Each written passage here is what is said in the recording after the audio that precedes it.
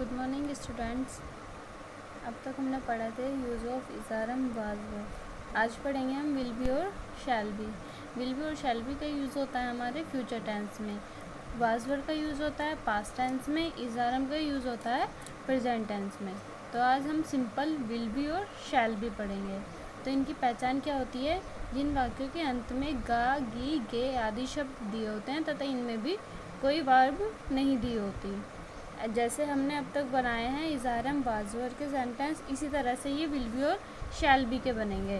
तो लेकिन इनमें एक कंडीशन होती है, इनमें सिर्फ आई और वी के साथ लगता है ओनली शैल बी, और बाकी सभी सब्जेक्ट के साथ लगाते हैं हम विल बी। ये ध्यान रखना, आई और वी के साथ शैल बी और बाकी अदर सब्जेक्ट के साथ विल बी। तो अब चलो हम बनाते हैं हम सेंटेंस। अफर्मेटिव रूल, सबसे पहले हम बनाएंगे सब्जेक्ट, उसके बाद हेल्पिंग वर्ब और फिर अदर वर्ड। तो सबसे पहले हमें इसमें सब्जेक्ट देखना है। तो सब्जेक्ट क्या है इसमें? वह। तो वह यहाँ लड़का है, क्योंकि अगर होगी होता तो लड़की होता है, इसमें हमें होगा दे रखा है, तो वह बाजार में होगा। ही, अब मैंने बताया था बाकी यदि सब्जेक्ट के साथ क्या लगाते हैं हम? Will be. He will be in the market. अब नेक्स्ट सेंटेंस है हमारा, हम विद्यालय में होंगे।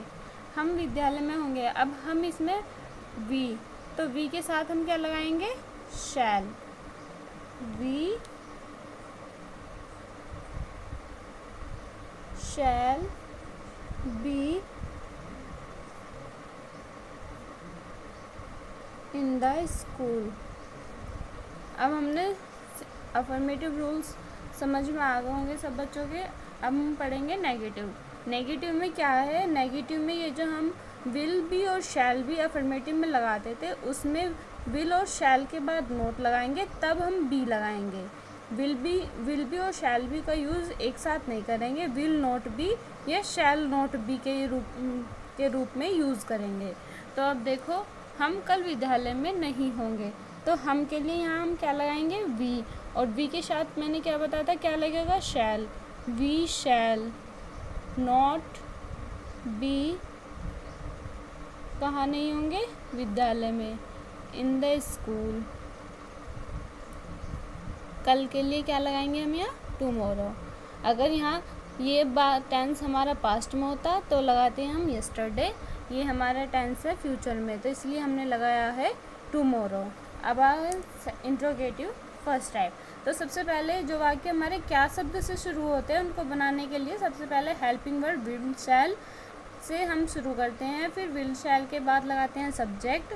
सब्जेक्ट के बाद नोट आएगा और नोट के बाद भी लगाएंगे। ये मत लगा देना बच्चों कि विल बी और शैल बी हमने शुरू में ही लगा दिया। बी हमारा सब्जेक्ट के बाद अगर नेगेटिव है उसके बाद तब भी आएगा हमारा। तो अब हम बनाएंगे सेंटेंस, क्या तुम्हारी माताजी रसोई घर में होगी। तो क्या तुम्हारी माताजी? तुम्हारी माताजी हमारे यहाँ हमने बताया था, इसका सब्जेक्ट यहाँ आएगा योर मदर। तो योर मदर हमारा आई और बी से अलग है, तो क्या लगाएंगे हम यहाँ? Will.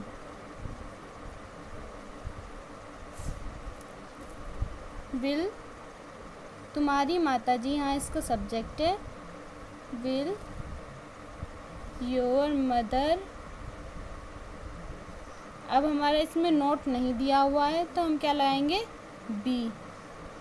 Will your mother be, कहाँ है हमारी माताजी? रसोई घर में। तो will your mother be in the kitchen.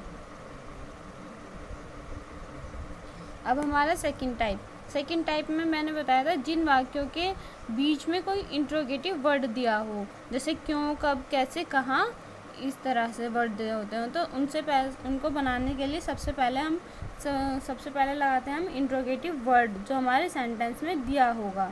तो उसके बाद लगाएंगे हेल्पिंग वर्ब, फिर सब्जेक्ट, फिर नॉट, फिर बी, अदर वर्ड और क्वेश्चन मार्क। तो अध्यापक कक्षा में क्यों नहीं होंगे? क्यों नहीं होंगे, सबसे पहले इंट्रोगेटिव वर्ड क्या है इसमें? वाई। फिर हेल्पिंग वर्ब क्या लगाएंगे अध्यापक के लिए? विल। द टीचर, अब हमारे इसमें नोट दे रखा है, तो why will the teacher not B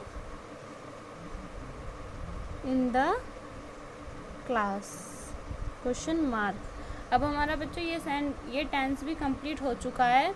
अब मैं इसके सेंटेंस दे रही हूँ, इनको अपने पहले रफ कॉपी में फेयर कॉपी में करेंगे और फिर उसके बाद हम फेयर करेंगे उनको, तब जब मैं मिलवा दूँगी। ये रहे हमारे 10 सेंटेंस, इनको स्क्रीनशॉट ले लेना सभी बच्चे।